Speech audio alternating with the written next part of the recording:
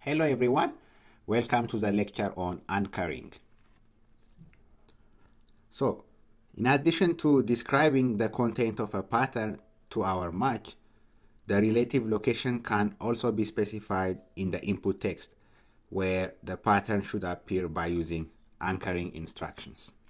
Okay? Anchoring. And then let's look at some of the anchoring characters. We have the escape character.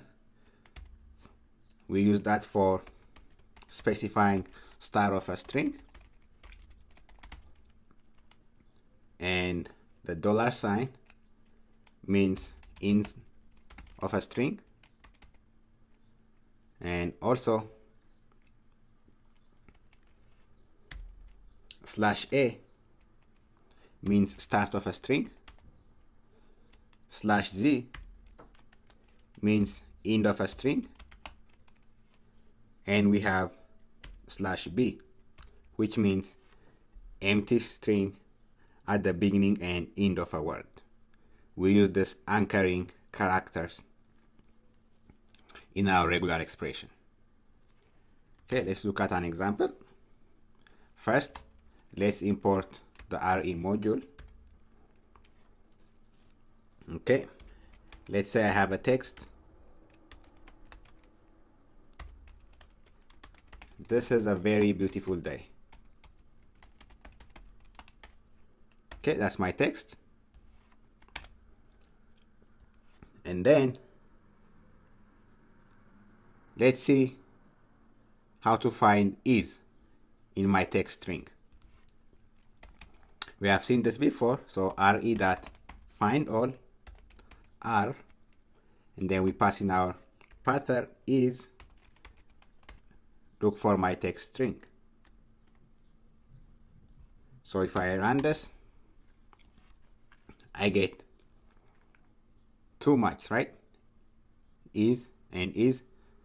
That's because I'm using find all, right? So earlier I mentioned that the caret sign, this escape character, this escape means start of a string, right? So let's see how we can use that. So if I say re.findAll r and passing my string, here we saw is, right? And then text. So anchoring can be used to find the relative location of a certain pattern, right? So if I want to know if this pattern is at the beginning of my string, I can pass the caret sign. So this means is the pattern is at the beginning of my text string? Let's see. So nothing. I got an empty string, an empty list. That means is not at the beginning of my string. What if I pass t? I know t is at the beginning, right? So instead of is, if I pass upper t and run it, I get t, right? So t is at the beginning of my string. Good. Now let's see how we can use the $sign. The $sign checks to see if there is a match at the end of a string, right? Okay, let's look at an example. re.findAll r, and we pass in our string $sign and then text.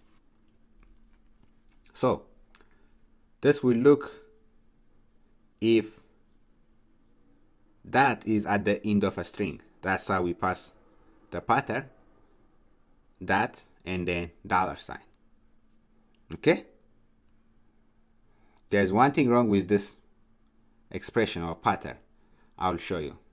So if I run this,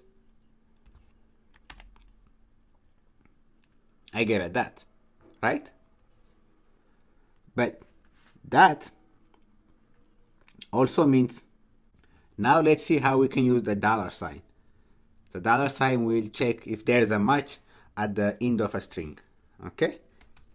Let's see an example. re.findAll and then r.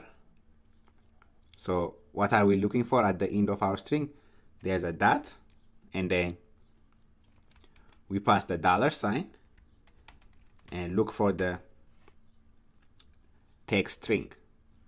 Okay? That in regular expression has a meaning. So instead of just passing that, we have to add the escape character. Okay? So let's run it. So I get a match. So that is at the end of my string. Okay. Earlier we saw how we could find is, right, in my text. So re.findAll, r is, look for my text string. So I got a couple of is, right? What if I want to find just the second is? How can I do that? So I can do that by using /b, which will empty a string at the beginning and end of a word. So to use that, let's see an example. re.findAll, then r, and then we have is, right? This is my normal. And then we have to pass /b before our pattern, and then /b after our pattern. So we're looking for this is. And then we pass /b before and after it. Now let's run it. So we get one is. How do we know if it's this is or the other is? Let's use the search method, re.search r. So I can pass /b is /b. Then I have my text. Right? If we run that, we get a match at this object, and then let's store this in a variable called m. So this object will store the result of this. So if I say me, my object, and start method, I get 5. So here the position 5 is for the second is. Okay, good. To recap, we saw how we could use the anchoring characters to find the relative location of a certain search pattern. Thank you everyone, and in the next lecture we look at flags.